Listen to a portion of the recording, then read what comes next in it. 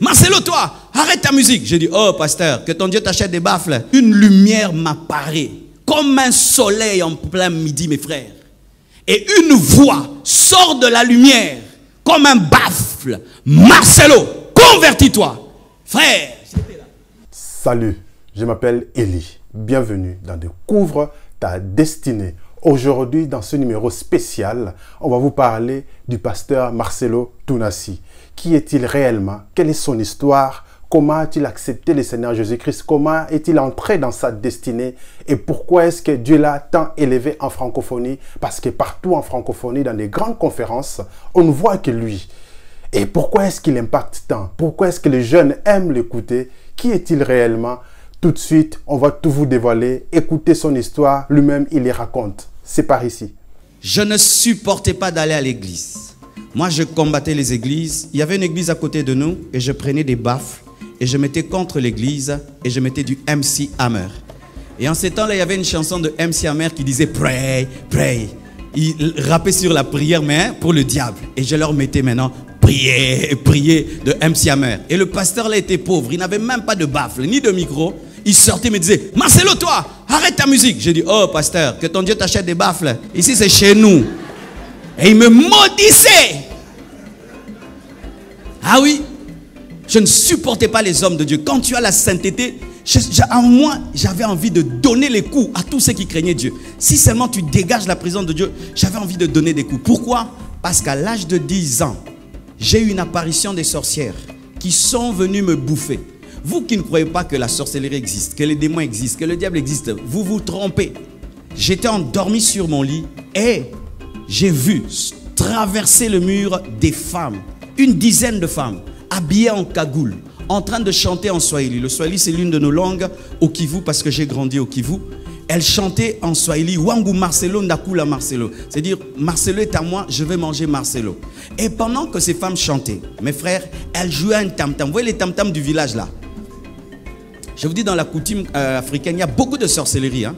C'était du sang vraiment là, un tam-tam satanique. Et il y avait une casserole dans le vide qui était en train de bouillonner sans feu. Ah oui, la lévitation. Et qui bouillonnait dans le feu, sans feu.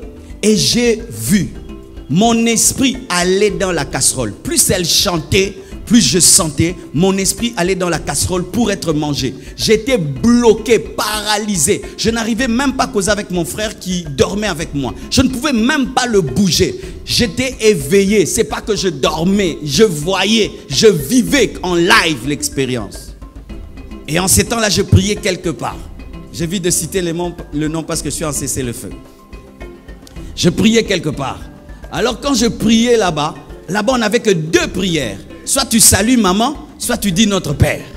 J'ai salué maman. Maman ne m'a jamais répondu. J'ai resalué. Resalué, je vous dis, maman vraiment ne répondait pas.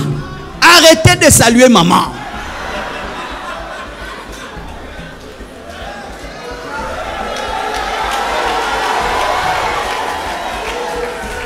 Moi, j'ai salué, je l'ai salué, mais la puissance des ténèbres était toujours là.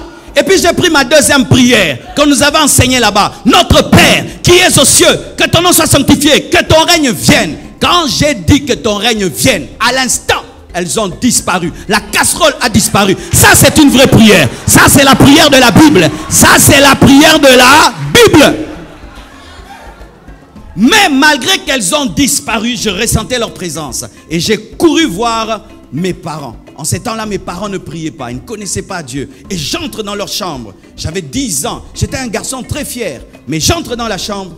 Je dis, il y a des démons qui m'attaquent. Les sorciers sont là. Ils ont cru que c'était le rêve d'un enfant. Chers parents, faites très attention. Lorsque vos enfants vous racontent leurs rêves et leurs cauchemars, il se peut qu'ils vivent des expériences réelles, mais vous rationalisez tout.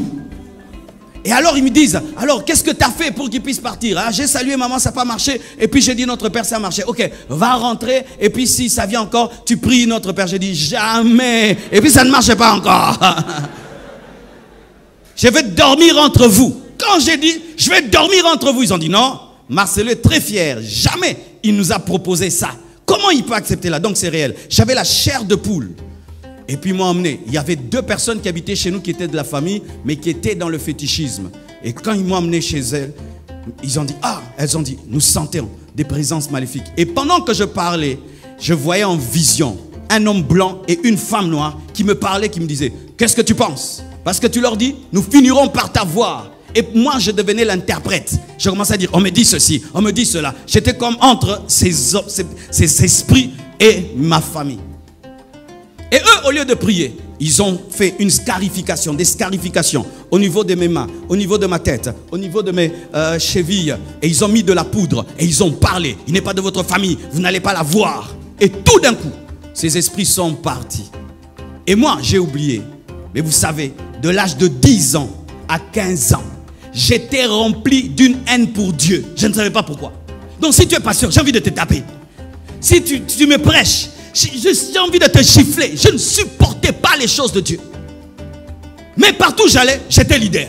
Si je vous trouve en train de jouer au foot, je vous dis, donnez le ballon ici. Vous allez me donner. Je vais vous commander.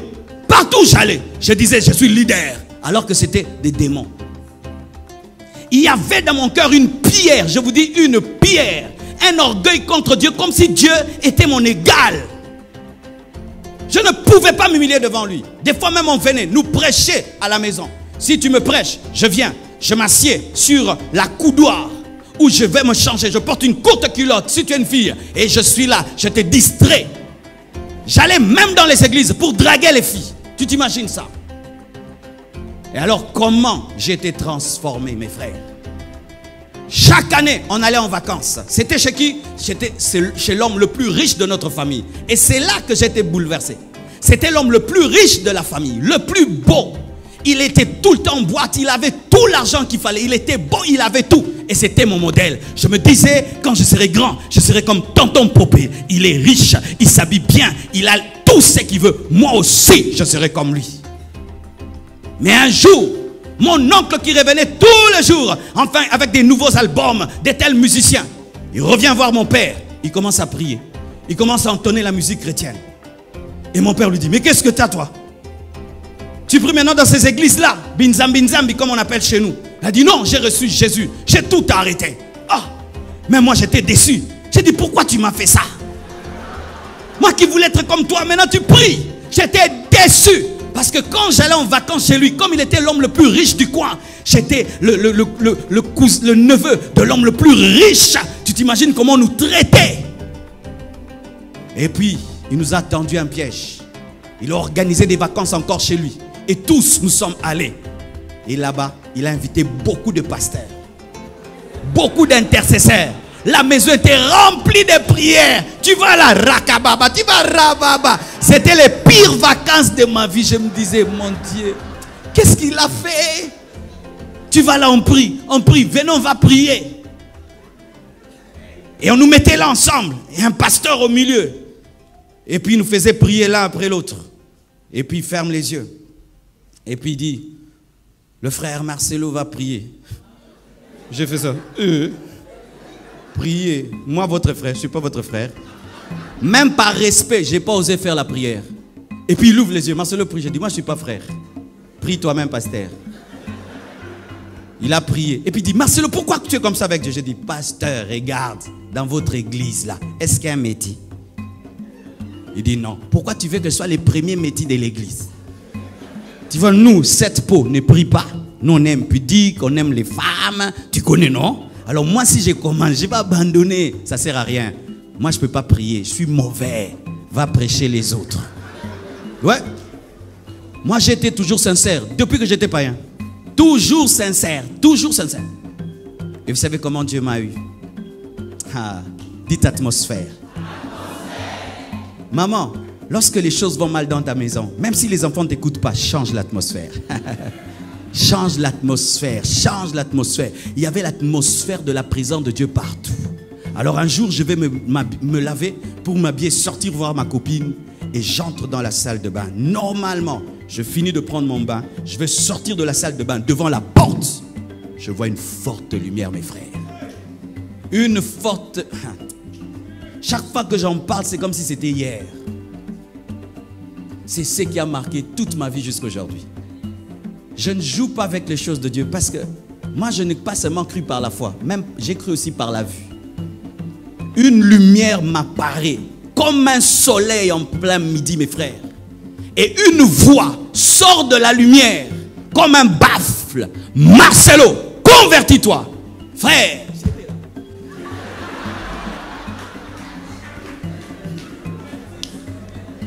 j'avais mon essuie sous mes reins et j'étais là. Il se dégageait de cette présence deux choses, la sainteté et l'amour. La sainteté me repoussait, mais l'amour me retenait. J'avais envie de fuir et de rester. Je sentais à la fois qu'il m'aimait beaucoup, mais je sentais à la fois qu'il était trop pur pour que je reste là. Il m'a dit, Marcelo, convertis-toi. Et j'ai répondu. J'ai répondu à la voix. On se convertit comment?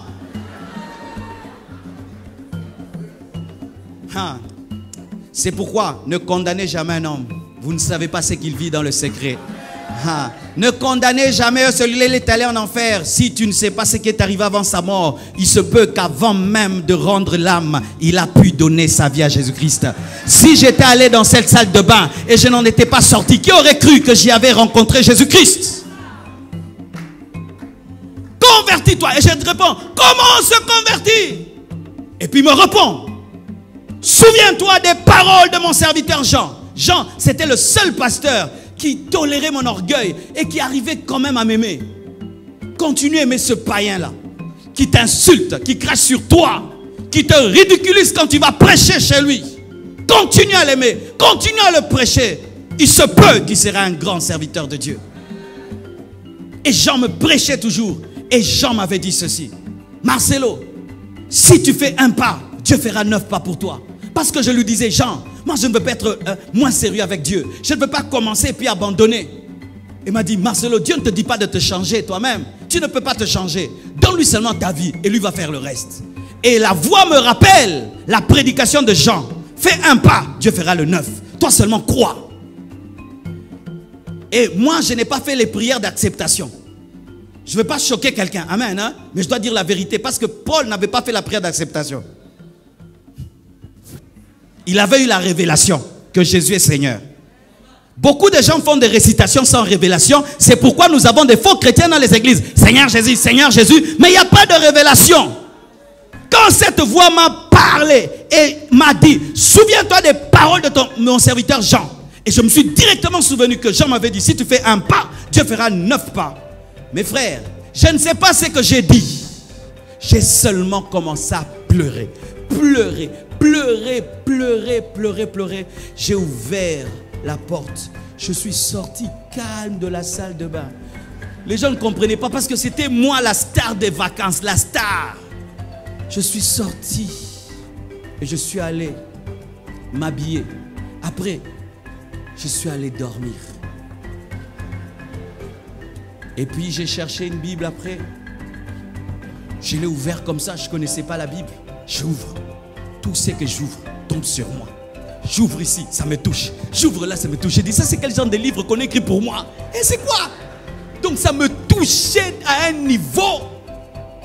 Et puis j'ai déposé la Bible. Ça me faisait trop mal. Et à l'instant, mes frères, tu t'imagines, tu te convertis aujourd'hui. Tu as une expérience de Jésus. Mais à l'instant, quand seulement je dors, je vois des nains petits comme ça, tout noirs, qui volaient dans les airs. Des milliers qui parlaient 3 langues au même moment. Le français. Ne sois jamais orgueilleux de parler français. Les démons parlent aussi français. Le lingala et le swahili. Et me parlaient aussi. Pourquoi tu t'es converti en français? En lingala, en swahili, 3 langues au même moment. Et ces esprits venaient en colère, en trombe, sont entrés dans ma chambre. Et j'ai vu que ces esprits venaient des villages. C'était quoi? Quand j'avais 10 ans. Quand j'avais 10 ans, la poudre qu'on avait mis en moi, c'était des esprits du village qu'on avait mis en moi. Et ces esprits-là, donc pendant 5 ans, étaient avec moi. Ce sont ces esprits qui me rendaient orgueilleux, incrédule, jaillissaient Dieu. Comme tu es là, il y a certaines choses que tu fais, ce sont les démons. Ce sont les démons qui te poussent à mener cette vie. Tu penses que c'est ton caractère, alors que ce sont des démons. Et ces esprits se sont manifestés directement. Mes frères, ces esprits se sont retrouvés en dehors de moi. Sans prière de délivrance, lorsque ta conversion est profonde, les démons partent. Je te dis la vérité, quand ta conversion est profonde, les démons partent. Les chrétiens aujourd'hui, on les délivre, on les redélivre. Pourquoi? Vous n'êtes pas profond dans votre repentance.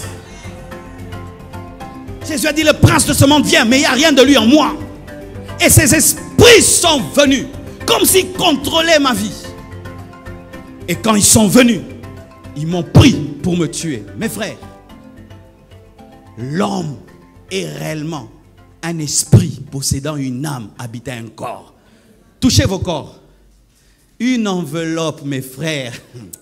Une statue, ce corps. Il suffit que l'âme quitte ce corps. C'est une statue. Une statue. Quand ces esprits sont venus, j'ai vu que ces esprits me sortaient de mon corps. Mes frères, et je commençais à mourir. C'est pas que j'ai fait un voyage astral, hein? Amen. Hein? Je commençais à mourir. Et j'ai vu mon corps étendu sur le lit. Et j'ai vu, parce qu'on était dans une chambre avec plusieurs frères et sœurs. Et je les entendais causer, rigoler, parler. Je voulais leur parler, mais je n'arrivais pas. Ce jour-là, j'ai expérimenté que le salut est individuel. Vous qui avez des péchés de groupe, vous commettez une grosse erreur. Vous qui péchez en groupe, vous qui vous opposez à Dieu en groupe, vous qui menez des choses de groupe, ce jour-là j'étais seul et je ne pouvais parler à personne. C'était ma vie, c'était mon expérience, c'était mon expérience, c'était mon expérience. Et quand je partais, je me suis souvenu parce que je ne connaissais pas la parole. Ma bouche physique était fermée. Ma bouche physique ne parlait pas. Il n'y a pas qu'une bouche physique, il y a aussi une bouche spirituelle. Je me suis souvenu, on m'avait raconté que quelqu'un un jour était allé dans un cimetière et puis il était attaqué par des démons. Il a crié au nom de Jésus-Christ, il était délivré. Cette histoire m'est revenue. J'ai crié Jésus. Jésus dans mon esprit. Tous ces démons m'ont lâché. Le nom de Jésus est élevé au-dessus de tout autre nom. Le nom de Jésus ne devient pas puissant lorsque tu le cites 2 fois, 3 fois, 4 fois. Le nom de Jésus ne devient pas puissant lorsqu'il est cité par un pasteur. Le nom de Jésus est puissant. C'est le nom qui est élevé au-dessus de tout autre nom. Il a reçu le nom qui est élevé au-dessus de tout autre nom, afin qu'en son nom, tout genou fléchisse au ciel, sur la terre et sous la terre, et que toute langue confesse qu'il est Seigneur, à la gloire de Dieu le Père. Mes frères, je ne connaissais pas tout ce que je viens de dire. J'avais seulement entendu le nom de Jésus. Quand j'ai dit Jésus, ces esprits m'ont lâché et je suis retombé dans mon corps. Mes frères, ce corps pèse. Ce corps, il pèse. Je suis retombé. J'étais un bébé. J'ai crié, les démons sont là. Tout le monde a fui. Tout le monde. Sortez-moi aussi. Je les délivrais, mais j'ai fuyé.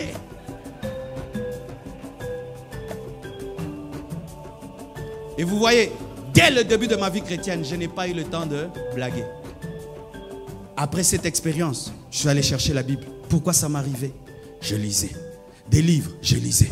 Tout, je lisais, je lisais, je lisais, je lisais, je lisais, je lisais. Je savais que le monde spirituel existe. Je savais que Jésus existe, que le diable existe. Je savais que la vie après la mort est réelle. Je savais tout ça dès le début de ma vie chrétienne. Et si même il faut que je parle d'autres expériences, quand Dieu m'a appelé, tout le reste, il y a tellement de choses à dire. Mes frères, serviteurs de Dieu, tu ne dois pas servir Dieu parce que l'autre le sert. Tu ne dois pas servir Dieu par compétition, par rivalité. Tu ne dois pas servir Dieu par envie. Ça fait bien d'être devant et d'être sur un tapis rouge. Moi aussi, je deviens un pasteur. Qu'est-ce que Dieu t'a dit? Si tu es un civil, tu vas à la guerre. Tu vas mourir, mon frère. Est-ce que Dieu t'a mandaté? Est-ce que Dieu t'a parlé? Lorsque Moïse s'est tenu devant Dieu, il a dit, je dirais, qui m'a envoyé? Au nom de qui? Tu vas au nom de qui? Quel est le nom de ton Dieu? Quelle est la révélation de ton Dieu? Quelle est l'expérience que tu as eue? Un homme de Dieu doit avoir une expérience profonde de conversion. Pas d'abord dans l'appel de conversion. Car si ton appel est raté, ton ministère est raté. Nous avons des hommes de Dieu qui ont été des mauvais chrétiens. des mauvais fidèles. Quand il était fidèle au banc, il ne priait pas. Quand il était fidèle au banc, il n'évangélisait pas. Quand il était fidèle au banc, il était un mauvais frère. Même son pasteur a un mauvais témoignage de lui. Et il devient pasteur. Tu seras un mauvais pasteur. Avant d'être pasteur, tu dois d'abord être un vrai converti. La Bible nous parle d'abord de la conversion de Paul par l'apparition de Christ, ensuite de son envoi. Mais toi, tu es envoyé, mais tu n'étais pas converti. Ainsi, nous avons des bébés spirituels, nous avons des hommes charnels et même des païens devenus pasteurs parce qu'ils parlent bien, il a fait la théologie, il parle le grec, l'hébreu, il parle toutes ces choses, mais pas d'expérience. Et sachez que si tu n'as pas eu une expérience, tu ne feras pas, tu n'amènerais pas les autres à cette expérience-là. C'est pourquoi tu vois un pasteur, il néglige les nouvelles naissances à l'église. Parce que lui-même n'est pas né de nouveau. Mais qu'est-ce que vous avez tout le temps fait recevoir les gens Jésus, hein? Frère? Parce que lui-même, il ne sait pas c'est quoi que d'être naître de nouveau. Il n'accélère pas sur l'évangélisation. Parce que quand il était fidèle, il n'évangélisait pas. Ce qui fait que quand il devient pasteur, il ne va pas évangéliser. C'est pourquoi il ne prie pas beaucoup. Parce que quand il était fidèle, il ne priait pas. Alléluia. Un bon pasteur est d'abord un bon enfant de Dieu. Un jour, je vais rencontrer le pasteur Soumbé là. C'est l'un de nos aînés au Congo. Il a fait des années dans la sainteté. Il a une grande église, il est béni. Et puis je lui dis, pasteur Soumbé là, quel est le secret de ton ministère? Il dit, pasteur, j'ai tout fait pour garder le cœur d'un enfant de Dieu. Je dis, oh, simple comme ça. Il dit, oui pasteur, tu vois ces choses de prêcher là, tu peux perdre le cœur d'un enfant de Dieu. Je dis, comment? Il dit, oui, à force de dire aux gens, toi, tu oublies que la Bible te concerne. Et regardez un peu. Tu dois prier, tu vois, je suis en mode toi. Rarement nous disons je dois, tu dois, tu dois, tu dois, tu dois, et tu oublies que Dieu aussi est ton Dieu. Ainsi tu te comportes comme l'ami de Dieu, tu oublies aussi que tu es un enfant, tu es aussi l'épouse. Alléluia. Des expériences. Un jour, j'étais en train de prier, et puis je vois un ange qui m'apparaît. Il est venu comme un examen, il me dit, Marcelo, demande 4 choses. Maintenant, du coup, je devais répondre. Pas dire demain, maintenant. Et j'ai demandé 4 choses. Et puis il me dit, tu as bien répondu. Je t'ajoute la gloire et la richesse. Il a disparu. Ça, j'ai vécu ça. Dieu n'est pas que le Dieu de Salomon, mes frères. Dieu n'est pas que le Dieu de Salomon. Dieu, moi aussi, j'avais demandé. Je peux même te dire les 4 choses que j'avais demandé. Je peux te dire. Quand il m'est apparu, il m'a dit, demande 4 choses. J'ai dit, je demande une communauté de 100 000 personnes. Et puis j'ai dit, je demande un réveil mondial. Et puis j'ai dit, je demande le salut de toute ma famille. Et puis j'ai ajouté, je demande, après avoir prêché aux autres, que moi-même sois sauvé. Très important. Alléluia. Très important. Il m'a dit, tu as bien répondu. Je t'ajoute la gloire et la richesse, il est parti. Chaque fois que je pense à cela, je sais que la gloire et la richesse m'accompagneront. Merci d'avoir suivi cette histoire. Si vous voulez encore plus qu'on vous parle de ces genres d'histoires, vous pouvez les mettre dans les commentaires, vous pouvez réagir, comme ça on saura que ça vous intéresse. Alors, avant de partir, n'oubliez pas, on a une masterclass totalement offerte qui vous est disponible pour que vous puissiez suivre afin d'aller plus loin dans votre destinée. Alors, abonnez-vous si ce n'est pas encore fait. Merci de partager cette vidéo à d'autres personnes afin que ça puisse édifier encore plus de gens et que le royaume de Dieu puisse s'étendre partout. À bientôt. Ciao.